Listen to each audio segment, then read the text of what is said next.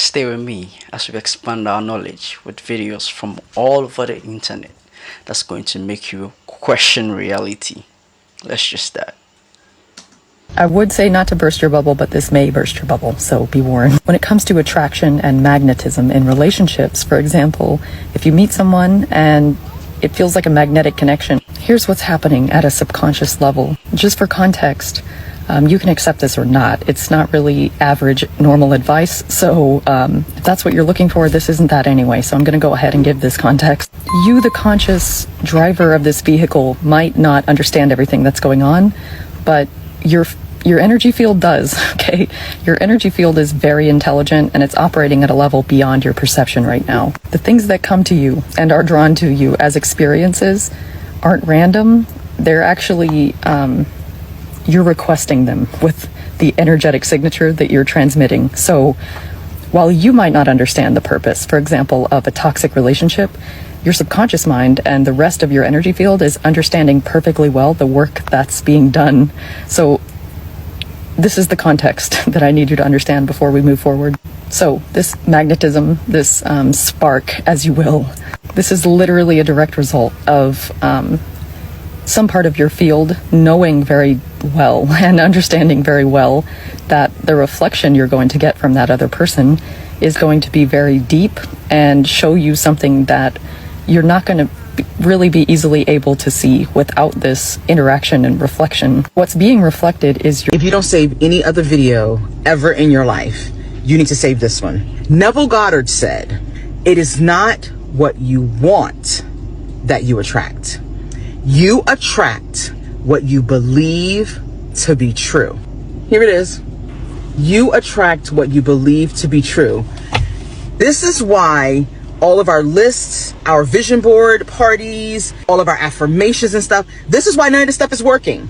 Because you are putting stuff out there, you're putting things on paper and you're writing and you are putting them on boards, you got post-it notes everywhere. But you don't believe none of that stuff that you're talking about. You are attracting the things that you really believe. You're posting the things that you want. Okay. You gotta get this book. Here you go. I'm learning this in this book. And this goes hand in hand with the law of assumption. The law of assumption is the belief that assumptions create reality. In essence, it involves adopting the mindset that something is already true or has already occurred, even if it hasn't materialized yet. By feeling as though our desire has already come into fruition, we call it into reality. That is why we attract what we believe and not what we want. Oh my gosh, this just all works hand in hand. Oh my gosh. Yeah, I need you to get it so you can change your life, because we...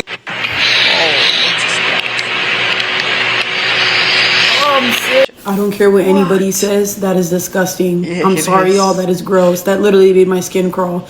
You cannot convince me that cheating is okay and it's normal. I'm telling you right now, I would prefer somebody to just let me know, Taylor, you're not my cup of tea. I'm not feeling this no more. By all means, have at it. Have fun. Go ahead and do what you got to do. I'd much rather get dumped in the worst way than somebody to stay with me, bump and grind with everybody in this world, and then I'm the one to suffer with bubbles all over my lips, all over my starburst. Oh my... I promise you, I would be on first 48. I'm not joking, y'all. I really think that if I woke up and my lips were like, no more chapstick, it's a bumpy ride on them lips. Oh my god, y'all, I'm not even exaggerating. I don't think I could do it. One thing about me is I really love my face. I really love how clear my skin is. I don't even break out. I would die if I even seen a little... I've never even had a breakout on my lips before. Guys, I've never even had a cold sore on my lips. How does that even... Oh, I'm not gonna lie, y'all, this is making me really sick. I'm so sorry. I couldn't do it. Anybody who cheats, I'm sorry. There should be harsh laws against cheating. It should be prison mandatory, because we suffer if we get cheated on and this happens to us. Oh my god. And how are you even bumping and grinding when you got the... Oh god, I'm sick. That's enough questions. Your girl is never going to be loyal to you. She's always going to be loyal to her feelings. And that's the truth, man. Never be and you just got to accept that. You got to realize no matter how long you've been dating, a month, a year, 6 months, 6 years, it can change in an instant. And if her feelings change, she's never going to look at you the same. and she'll be gone. She'll be running away, man. I'm telling you. So never get so far in. Never get attached to a person, because you realize once you get attached to them, then it's going to be real bad for you. You're going to get your heart broken, man, because I'm telling you. You just got to accept it, man. That's just how it is, especially in this generation. No matter how long she says you're the one, no matter what she says, no matter how long you've been together, no how many times she says she loves you, you're the best thing that happened to me. You treat me so well. Nobody's ever treated me this great. That's all smoke and mirrors, my brother.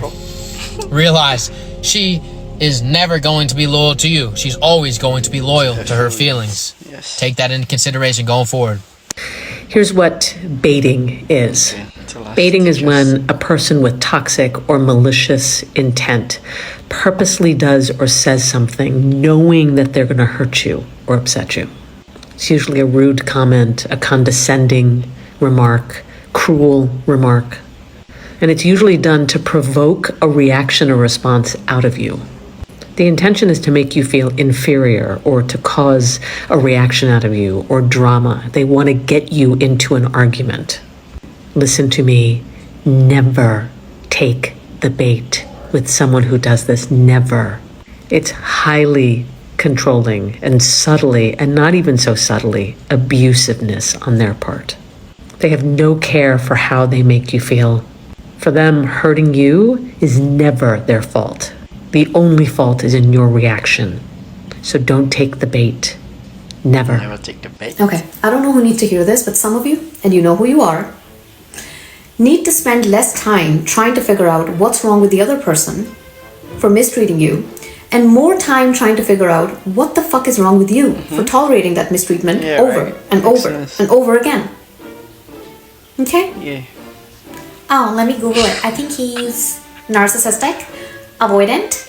Oh, I think she is bipolar, anxiously attached. You've become an unpaid, unqualified psychologist with all of that bakwas, nonsensical research you've done. Time well spent. Bravo, here's your medal. Meanwhile, you think you're totally normal, healed, fine, because you're the nice one in this dynamic. Nothing's wrong with you. Do you think normal people, healed people, not only tolerate mistreatment but also try to explain it and justify it with fancy terms they found on Google? Really? Girly pop, bro, puttar, I hate to break it to you. Normal people get the fuck out. First, second sign of mistreatment, they're out. They're like, I don't need to deal with this. You don't like me? You don't value me? I'm out. Meanwhile, you are stuck in this perpetual cycle of like being the victim, always victimhood. And no one in your life is telling you the truth. You're a willing participant in your own misery, in your own mistreatment. Why do you hate yourself? That's a real question. But yeah, people in your life are not telling you the truth. I'll be the bad guy. You need to get your shit together, okay? This is not going to serve you in life. You need to figure out why you do this, and then you need to stop doing it. Or you will never stop being the victim in your own life. And you will never need an enemy because you're your own worst enemy. And eventually, you know, after a couple of years, decades, even people who used to like you, they will run away from you because no one wants to hang out with the perpetual, like, I'll never tell you.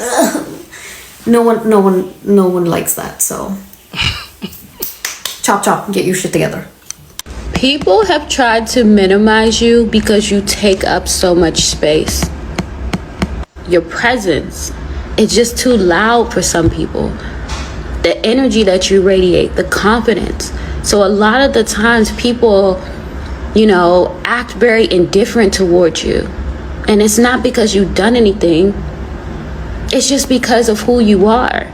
Because they can't understand you. For some of you, you really are a concept that is hard for some people to grasp. Some people to even vibe with. Because being around you feels like pressure. And you're not even putting pressure on these people, places, and things.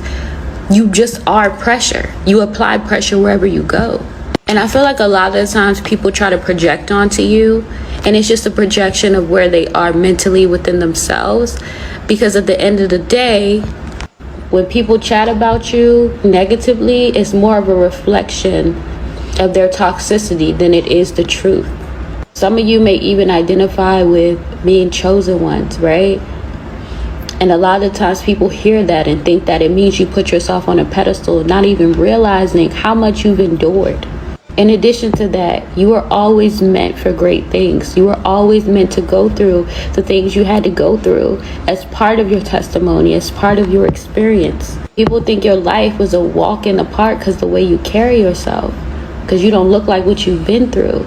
Not understanding, even to this day, you still have to persevere. You still fight for your peace, if anything. Because when you are that light, there's always going to be some darkness that tries to knock it out. And some of you, it was either your own, family, parents. A lot of people with support don't realize what it's like when you don't have, that support from a parent, right? Because they were your karmic lesson. They were supposed to treat you like that so that you could, grow and help other people who experience those things. It's deeper than people realize. This is why you intimidate people who cannot tame you, who cannot control you, but you've already been through so much that they don't even realize. And imagine having a parent, a caregiver, or somebody close to you be your biggest hater. Yet you still don't allow yourself to succumb to the negativity. But you didn't let that toxic mindset or how you grew up or the people you grew up around. You didn't need nobody to save you. Baby, you are the hero. Change your heart. You continue to be a good person. By the end of this video, you'll see your ex in a totally different light. The only reason you're ruminating over them or obsessing about them is because they activated an attachment wound. If you follow the secret that I'm about to share with you, they will give you the ick once and for all. And anything or anyone else that you're giving your power away to, like a job opportunity that you really, really want, those dream clients that you're dying to serve, you will stop pedestaling all of it and learn how to start magnetizing things to you. Now it's time to spill the tea. You are currently attaching a need to your ex that is actually a wound that your inner child is holding from not receiving its needs in childhood. Let me give you an example. Let's say you grew up with a parent who is dismissive, avoidant, and preoccupied with their own needs. And as a result, your inner child creates an anxious attachment style. And with this attachment style comes beliefs like, I'm unlovable, I deserve to be treated poorly, I'm unworthy. And until we clear these beliefs, we will continue to unconsciously seek out partners who will replicate these exact wounds from childhood. So in order to detach from this need, you need beliefs like, I deserve the absolute best treatment. I love and approve of myself unconditionally. The more you need an outcome, the more you repel it away. The more you detach, the more magnetic you become. So the moment you detach from your ex, you actually become a magnet for love. Because you're embodying it, that means you're in a state of receivership. You can apply this to any desire that's on your heart. When you detach from needing money, it starts to flow to you. When you detach from needing that job, opportunities come flowing in. Master detachment and you'll be the most magnetic person you know.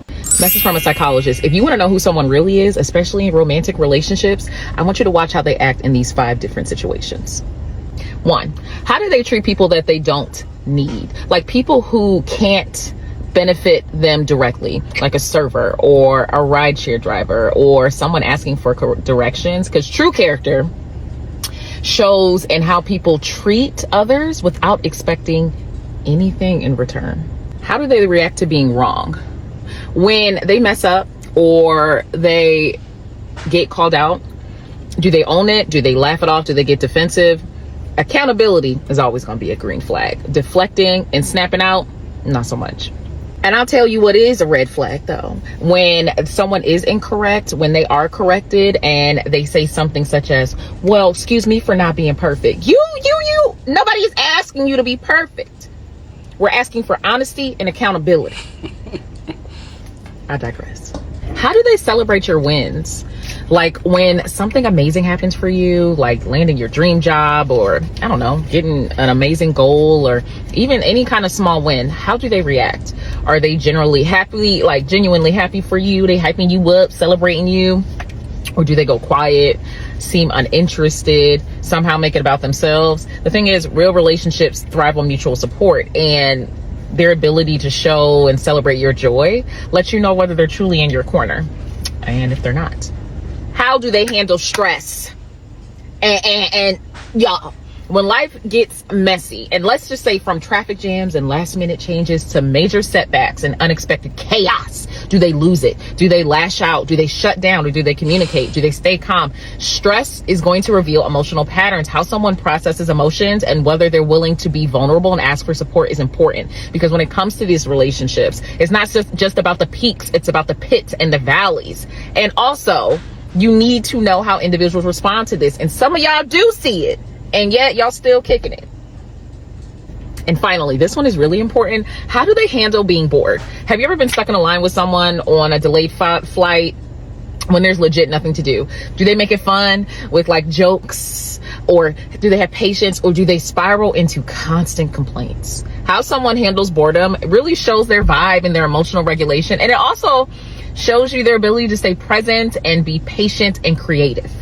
I find that these situations tell you more than words ever can. So save this so you can know to look beyond the surface. And tell me some situations that you also feel will be like, this will also tell you about yourself. Have you ever been with someone in a scenario and you just like, oh, this ain't it? You and I want to marry somebody who can suffer well. Wow. Because life is guaranteed to hurt. Mm-hmm. A day is going to come in which you're going to stand beside the casket of one of your parents. Mm-hmm. Who do you want holding your hand in that moment? A day is going to come in which a doctor is going to walk into your hospital room and either give a bad diagnosis to you or to your spouse. Who do you want that spouse to be in that moment? Parenting is going to create challenges that you can't even begin to imagine. Who do you want walking beside you through those things as your kids struggle, as they experience heartache? One thing we do not think about is this concept of, if you can marry somebody who suffers well, that will be such a comfort to you. Wow. In the midst of the hardships of life, which are guaranteed. Yeah. Whereas if you choose somebody who doesn't know how to suffer well, it will be a grief on top of a grief that then just makes life so much harder. Wow. Never tell a man you cheated, even if you did. Just always deny it. Always say, oh, we just went to dinner. Or I never got to that. They will always believe that before they believe you cheated. So never tell them. Never, never, never. What if your man tries to test you? Then he's insecure. You know what I'm saying? And a woman will be able to tell if a man is trying to test her because she's way smarter and has intuition. So they already know. They can tell the inflections in his voice are different when he's trying to test you or ask a question, or when something is set up and it's too good to be true. Women know this. They're like, this a test. Like, I would know it. I would know it for sure. You know what I'm saying? How to test a man. Ask him for something. Say you get ready to move out of town. If you can't get a certain amount of money, then you'll have to leave and move out of state. If he really, really likes you, he don't want you to move, he gonna give you what you need to stay. It's like make up a false story. Right. That's real loyalty, okay?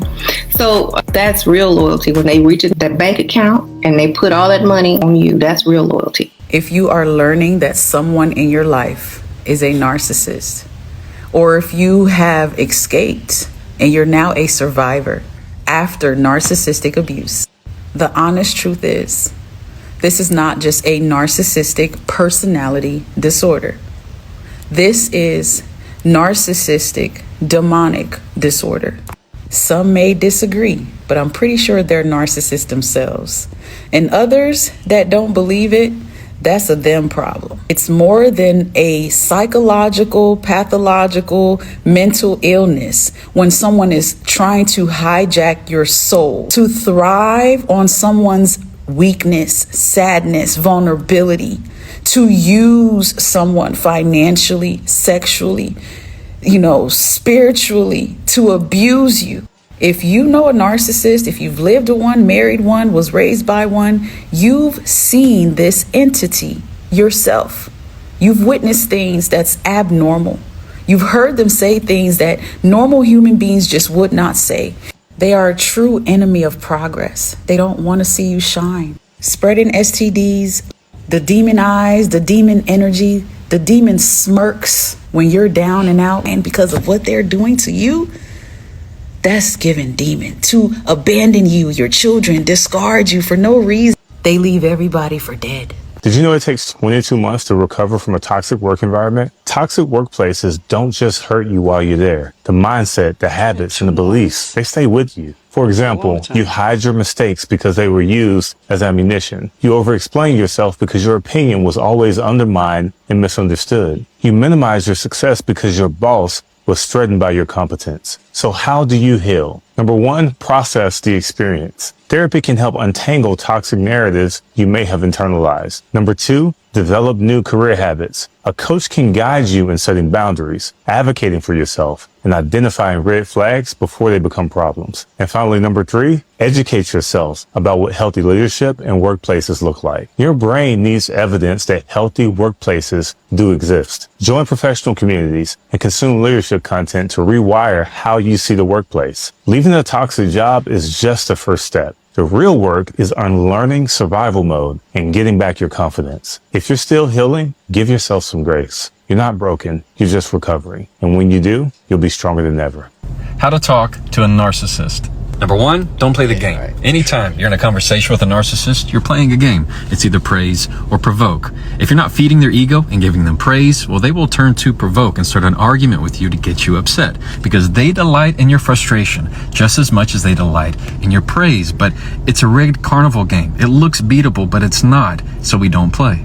Number two, that means we say less. We keep our comments to a minimum. We say things like, noted, I can see that. That's good to know. We stay neutral in the conversation. And our greatest tool that we have is silence, because silence can never be misquoted. And number three, instead of getting all frustrated trying to convince them how they made you feel, flip the script and focus on how the change you want them to make will either benefit them or make them look better, because they don't recognize or do empathy, but they do anything to empower their reputation. And that's how to talk to a narcissist.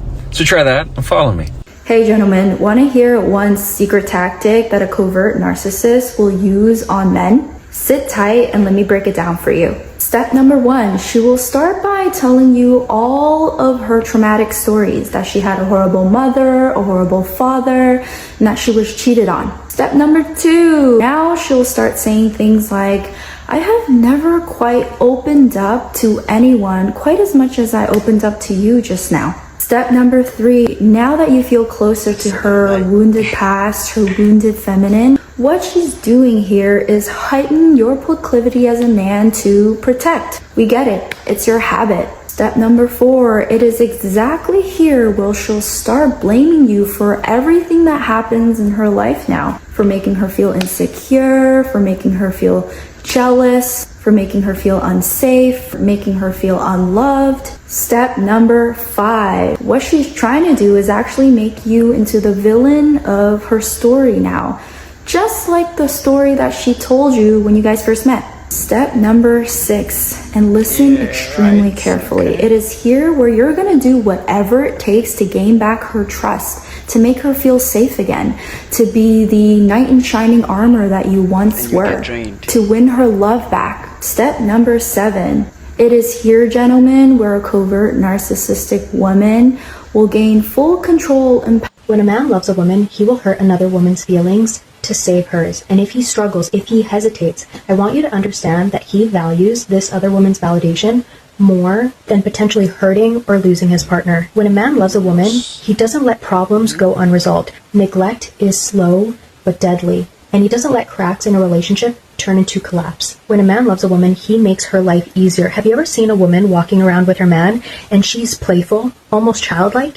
Yeah, that man loves the hell out of her, and he's taking care of her, because I want you to understand that if she feels that comfortable being playful, that means she feels safe. And how often do you feel unsafe? Just in your day-to-day. You go to the grocery store, you have your keys interlocked with your fingers. You go on a run, you're sending 5 people your location. A man in love will protect you. When a man loves a woman, he will not embarrass her. He will never put her in a position where she is made to look like a joke, like a fool, humiliated in front of everybody. That would never happen. When a man loves a woman, he will not look at her when she is crying, then turn around and flip to his side of the bed and go to sleep, and let her cry herself to sleep while he ignores her and sleeps soundly. That would never happen. A man's love is not what he says, it's what he does. What if I told you there is a facial expression that if someone is making this consistently in your life, or whether it's professional or personal, don't turn your back on them. I'm going to tell you what it means. I'm going to show you what it is. Are you turning your back on a dangerous situation? The emotion is contempt. It looks like this. It's the only unilateral expression that shows up on one side of our face. Sometimes people call it the cat ate the canary grin or a smirk.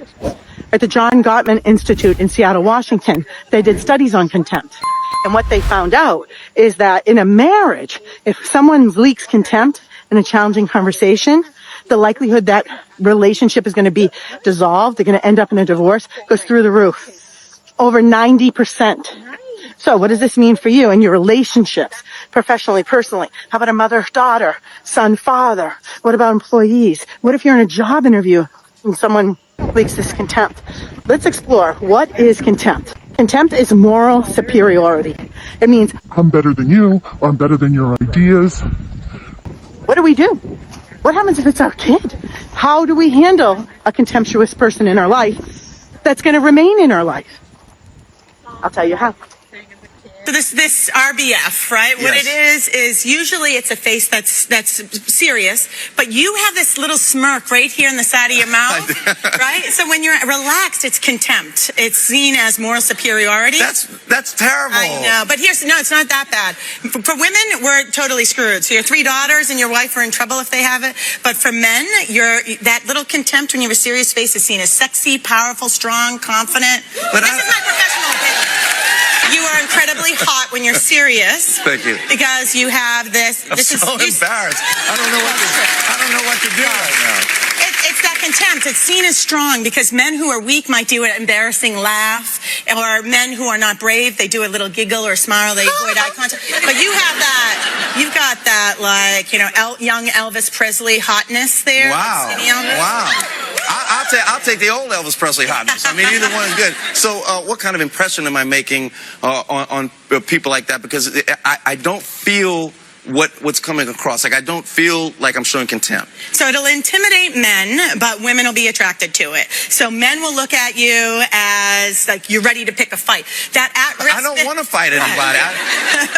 But it'll intimidate men, but women will be pulled towards you for it. But women, if we make that facial expression, we're not seen as likable. Women are better to smile. If you smile, you're seen as likable. But if you do that little, at risk bitchy face. A subtle sign of emotional abuse is when a person, a whole family, or a whole system repeatedly acts like nothing happened after they've mistreated you. If you bring up what hurt you, suddenly you're the problem or you're shamed for not moving on. This normalizes dysfunction, keeping you quiet, isolated, and second-guessing your feelings even when something truly hurtful has happened. It's a tactic to keep everything hidden and maintain control. And over time, it can leave you feeling invisible, gaslit, and like you're the one who has to carry all the pain in silence. But we know ignoring it doesn't make it disappear. You're not too sensitive for feeling hurt. Your feelings are real and they're valid. People who genuinely care don't ignore your pain. They acknowledge it.